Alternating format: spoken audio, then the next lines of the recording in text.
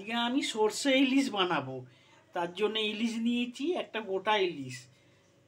এখানে পোস্ত, লঙ্কা আর সর্ষে বেটেছি, শুকনো লঙ্কা গুঁড়ো একটু, হলুদ একটু, নুন একটু, আর এখানে টমেটো 3টে কাঁচা লঙ্কা, একটা গোটা টমেটো দিয়েছি, 3টে কাঁচা লঙ্কা।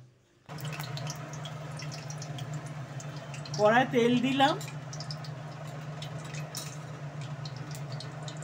5 ফোড়ন দিলাম, টমেটো লঙ্কাটা দিয়ে দিলাম, মশলাগুলো দিয়ে দিলাম,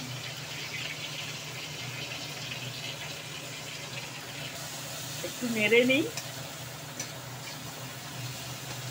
জল দিয়ে দিলাম।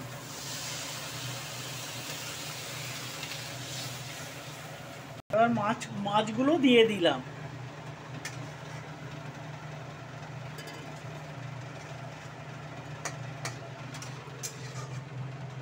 ইলিশ মাছ রান্না হয়ে গেছে, ঝোলটা একটু মাখা মাখা করে নিয়েছি, এবার ঢালবো। আমার সর্ষে ইলিশ রেডি, কিরকম লাগলো জানাবে। ভালো লাগলে চ্যানেলটাকে সাবস্ক্রাইব করে প্লিজ পাশে থেকো।